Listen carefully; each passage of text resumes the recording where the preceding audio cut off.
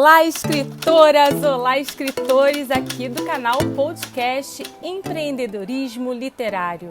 Aqui é Alexandra Vidal e esse episódio eu quero falar com vocês sobre o primeiro livro. Nossa, há muita ansiedade envolvida nessa frase. Quem já publicou, quem está prestes a publicar o primeiro livro, sabe exatamente do que eu estou falando. Você que não faz isso, que não pensou nisso ainda, pode imaginar quanta ansiedade circunda esse momento do nascimento do nosso primeiro filho. Gente, sabe aquela máxima? Plantar uma árvore, escrever um livro e ter um filho? O livro é praticamente um filho para nós escritores e é realmente algo que a gente faz com muito amor, que a gente gera, que a gente idealiza, né? Antes de começar a gerar esse livro, a gente já tem toda aquela idealização de como vai ser, de como será aquele momento. Bom, eu quero falar um pouquinho com vocês sobre a minha experiência, sobre a publicação do meu primeiro livro. Eu imaginei que fosse algo muito mais fácil, porém eu me deparei com vários obstáculos e por isso eu fui estudando cada vez mais para conseguir alcançar aí a segurança de fazer essa publicação.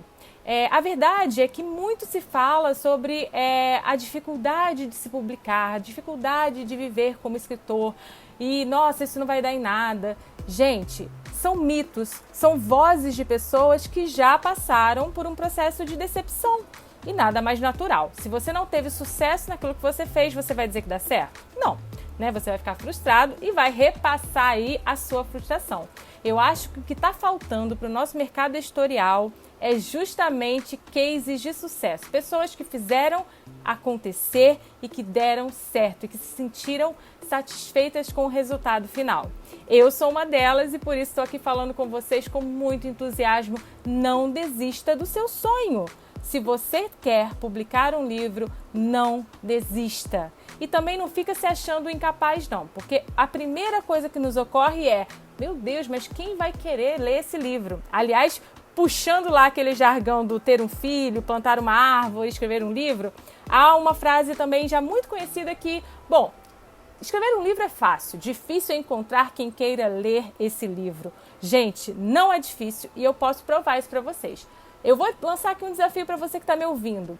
Começa a compartilhar os seus textos nas redes sociais e você vai ver como existem muitas pessoas interessadas em ler aquilo que você está escrevendo, sim. É uma questão de você ter a coragem. Então, assim, tá com medo? Vai com medo mesmo e faça. Porque todas as pessoas que eu encorajei pessoalmente a fazer esse exercício saíram super satisfeitas no final. Então, vamos lá. Leitores é o que não faltam.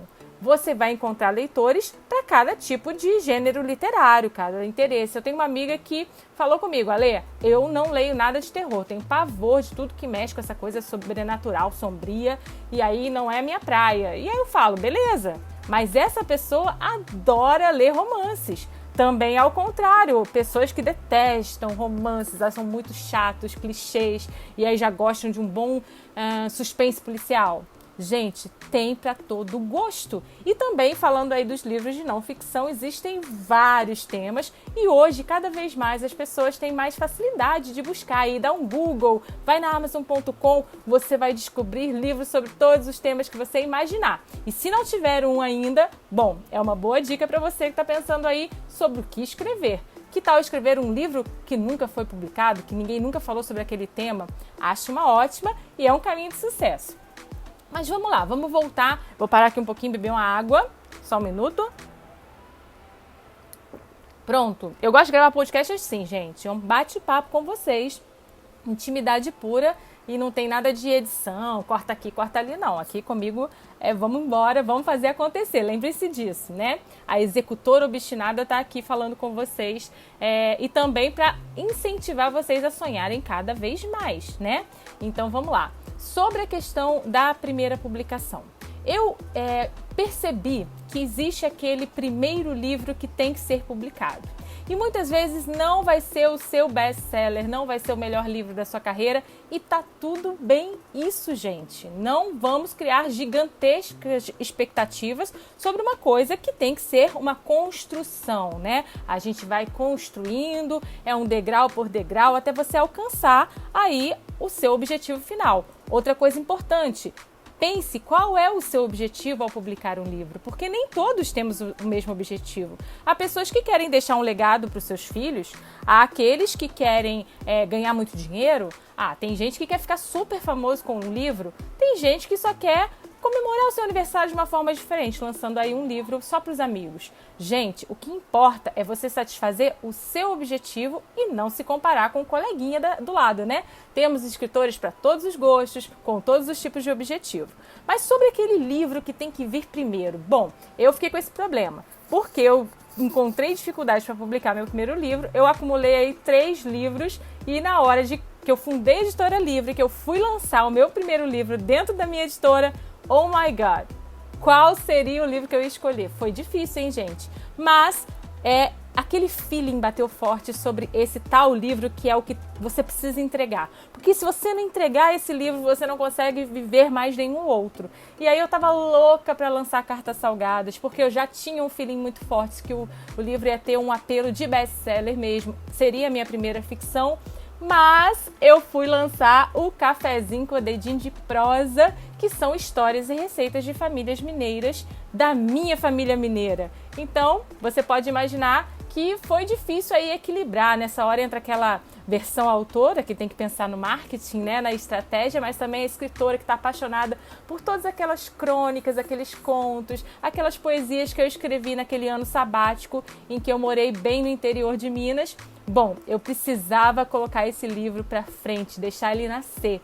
E ele nasceu, ele foi o meu primeiro livro, eu lancei só em formato e-book e olha, quem lê fica apaixonado. Porém, não é um livro que me define como escritora. Hoje eu já nem escrevo tantas crônicas como eu escrevi antigamente. Eu já fui colunista de site, crônicas com esse cunho cristão, né? Meio Adélia Prado. Essa era a pegada do Cafezinho com Dedinho de Prosa, que é um livro que tem muitas fotos e receitas, então é bem legal para famílias tradicionais que gostam de resgatar aí essas tradições. Bom, e aí, depois eu ia publicar o Cartas Salgadas quando me veio uma necessidade de publicar o meu livro Fui Ser Livra, que na verdade eu nem sabia que esse livro existia, ele estava totalmente dentro de mim e surgiu de um desafio que eu lancei para um grupo de consultoria literária, onde as meninas estavam se sentindo assim meio incapazes de escrever um livro em, 2 meses. Não, é muito difícil e tal. E para quebrar essa objeção, para mostrar que é possível sim, porque eu sou dessas, no mesma hora eu tive a ideia e fui para a internet e me comprometi.